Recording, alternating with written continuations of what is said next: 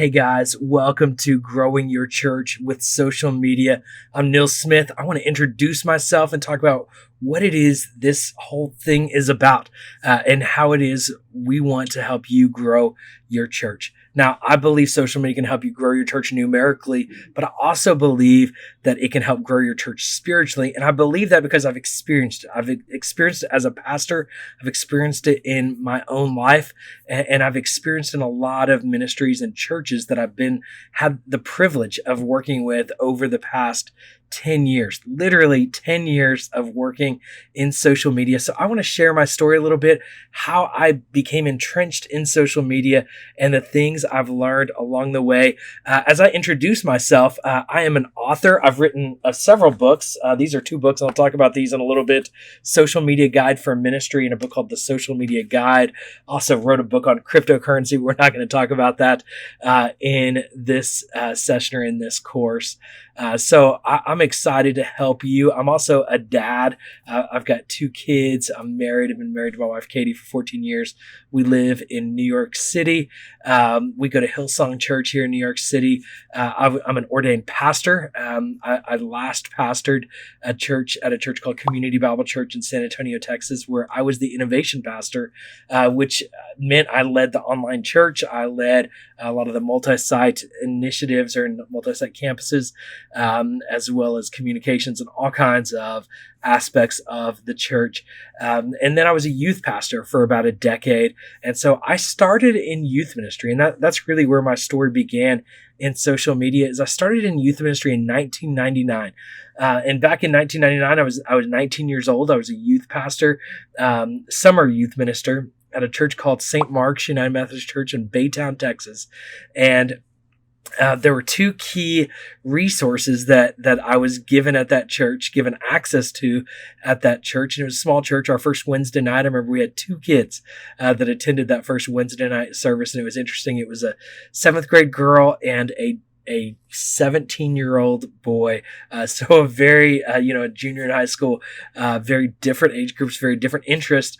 And it was like, how do I build a youth group out of this? And the two tools that I felt like I had access to, now we had to build a church building, but they gave me access to a 15-passenger van, which is now illegal.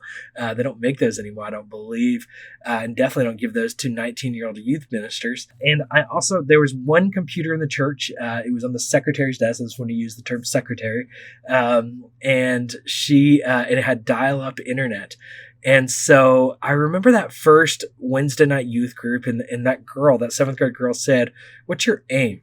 And I remember thinking, my aim is to build a youth ministry here that's going to reach teenagers here in the Baytown area, and we're going to grow and we're going to reach other students. She's like, no, what's your aim? And I was like, well, I just told you what my aim is. She's like, what's your AOL Instant Messenger? I was like, I don't know what that is. She's like, well, go get an AOL Instant Messenger. She gave me her screen name, and let's be friends. I was like, okay. So literally when that was over, that youth group was over, I went to that computer in the church office on the dial-up internet, and I got AIM. I got AOL Instant Messenger. I downloaded it on that computer, which, as I look back, was kind of crazy that I was just downloading software on this computer, but nobody knew what we were doing back in 1999. So I downloaded AIM, and I set up my first screen name. It was Nils BYX, and I connected with this girl, and she actually connected me with several of her friends on AIM.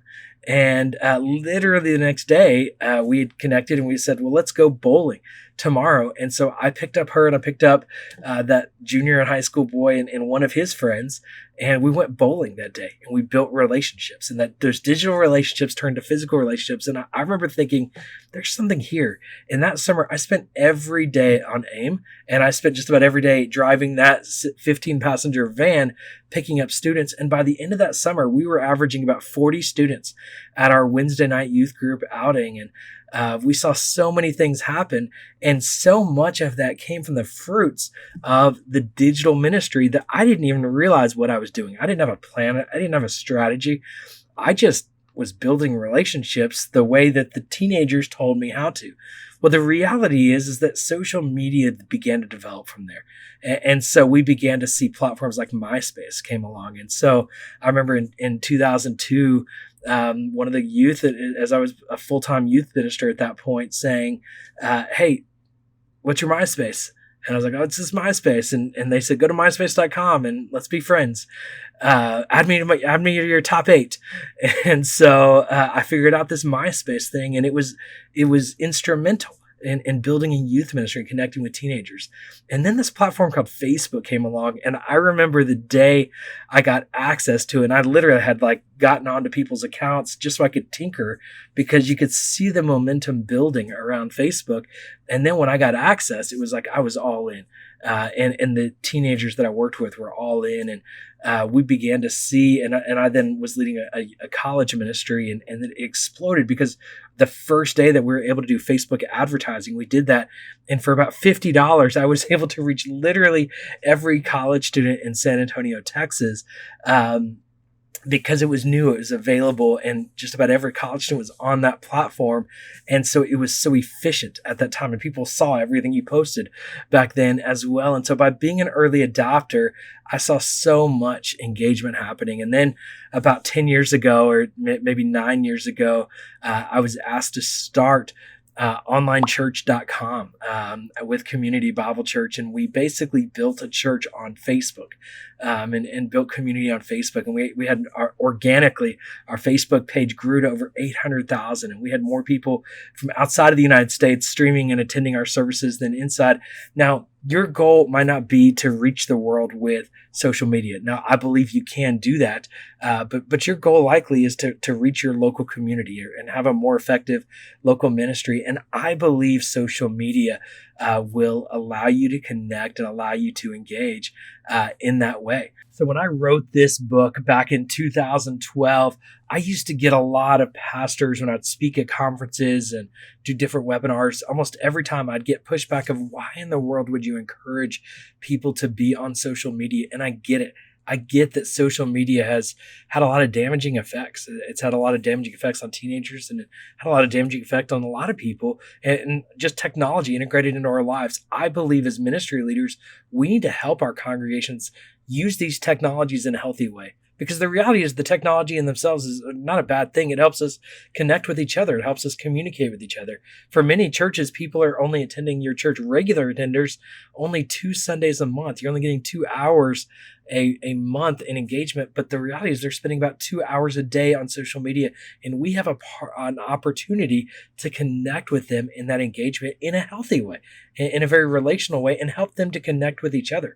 Because as a church, we're all about community. We're about relationships with God and with each other. And social media can help us do just that. And that's what I want to do in the upcoming sessions. And so one of the things that I've seen and I've experienced is that pushback that I experienced back in 2013. Today, I hear most churches saying, gosh, I should have paid closer attention to this then. Help me now. I need to catch up. I want to not only help you catch up with social media, I want to help you get ahead of social media. It is moving fast, but I believe it actually has established itself in a way that you can catch up quickly and actually be ahead of it and have really healthy systems that aren't overwhelming, that isn't too much to manage, that whether you're a small church and you have one person on your staff, or even just you're part-time, I believe social media can be a great asset to you. Or if you are a mega church with thousands of people and a big staff and multiple people to manage it, there are systems and there's a structure that I want to help you walk through in the coming sessions. And so as you sign up, and I just ask that you share your email address so I can send you these updated resources as I create them.